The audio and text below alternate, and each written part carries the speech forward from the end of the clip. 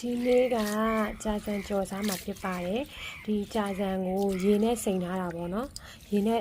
ကြာစံမကြော်ခင်မှာရေနဲ့ကြာစံကိုစိမ်ရပါတယ်အဲဒါကြာစံမပြတ်တော့ဘူးပေါ့နော်ပြီးတော့မှသူ့ကိုရေနွေးချက်သိန်းငွေလေးနဲ့ပြန်ပြီးတော့ဖြောလိုက်တာပေါ့နော်အဲ့လိုပုံစံဆိုလို့ရှိရင်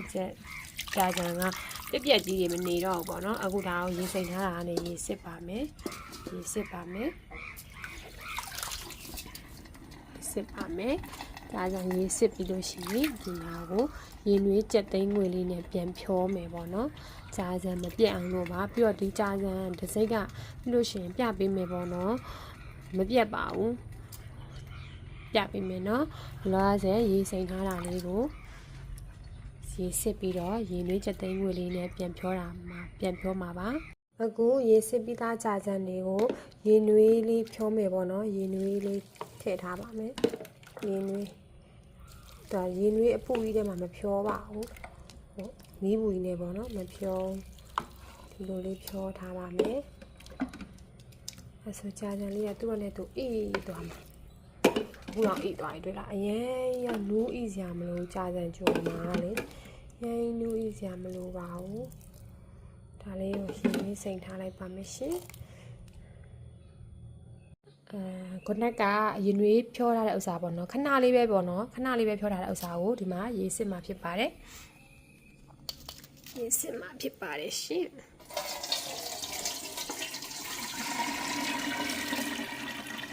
စစ်မှာပါ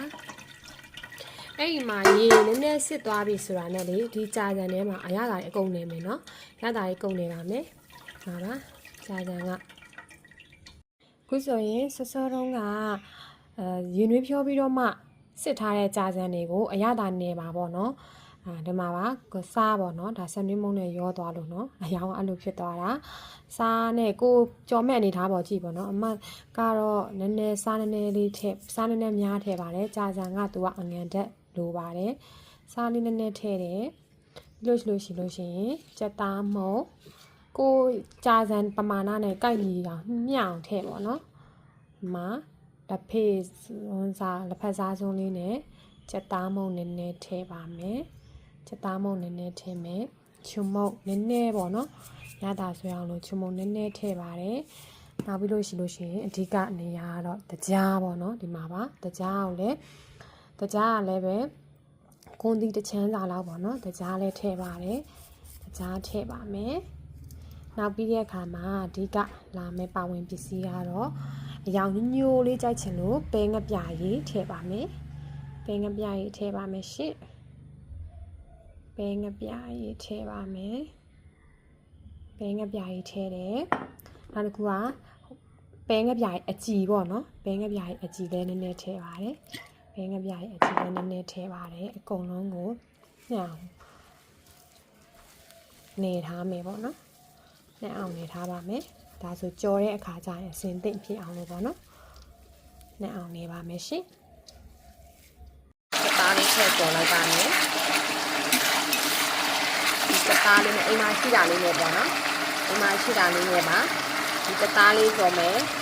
ဒီအရွက်ကလေးနဲ့ပေါ့နော်အရွက်ကလေးရယ်ဥနီရယ်ကော်ပီရယ်ခုနကအသိလောက်ထားတဲ့ဟိုပါပေါ့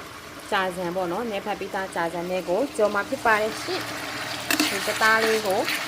နည်းနည်းလေးတင်းအောင်ကြည့်ကြမယ်ပေါ့နော်ကြက်သွားအောင်ကြက်သားကိုသားလေးရှိတာနဲ့ပေါ့နော်ကြော်စားမှာပါအိမ်မှာအရင်သိရှိတာလေးနဲ့အလွယ်ပေါ့နော်အပြီးရွက်ကကိုတက်တာတွေကိုထည့်လို့ရရနော်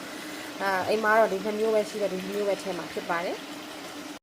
ကဲကြက်သားလေးဒီအနေထားလောက်ပေါ့နော်ဒီအနေထားလောက်လေးရပြီကြက်သားလေးလည်းကြက်ပြီဆိုလို့ရှိရင်ကိုနဲ့ကအရွက်တွေထည့်ပါမယ်ရွက်တွေထည့်ပါမယ်ဒီထည့်ပြီးကြော်မှာဖြစ်ပါတယ်ရှင်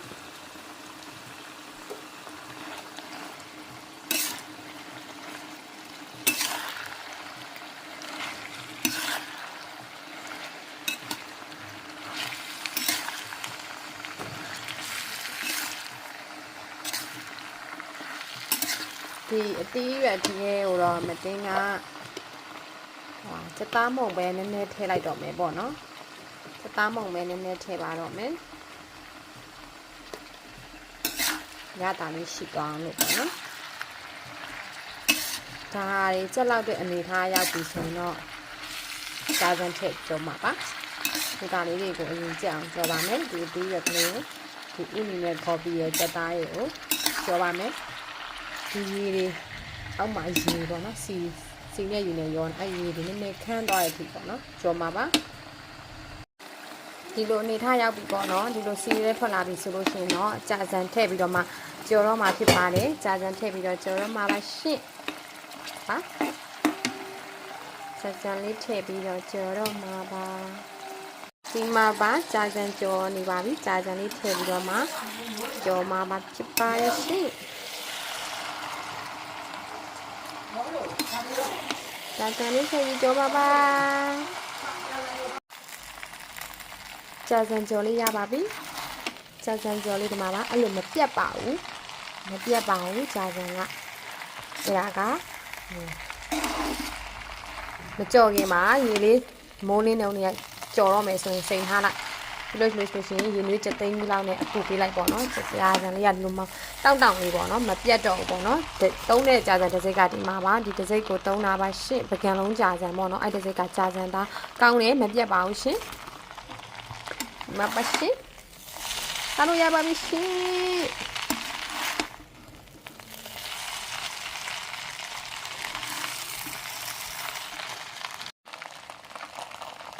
ခုဆိုရင်အနံ့ရတာနဲ့ပြည့်စုံတဲ့ကြာစံကြော်လေးရပါပြီရှင်ကြာစံကြော်လေးရပါပြီဒါတော့မိမိစိတ်ကအသီးရွက်အသားထဲလို့ရတယ်ပေါ့နော်အဲတော့ကြက်သားလေးရှိတော့ကြက်သားလေးနဲ့ကြော်လိုက်တာပါကြာစံကအစီနည်းနည်းကြိုက်ပါတယ်ခောက်ဆွဲလို့မဟုတ်ပါဘူးပြီးတော့ तू ကအငံလည်းနည်းနည်းပိုထည့်ရပါတယ်ကျေးဇူးတင်ပါတယ်အနံ့ရတာနဲ့ပြည့်စုံတဲ့ကြာစံကြော်လေးရပါပြီရှင်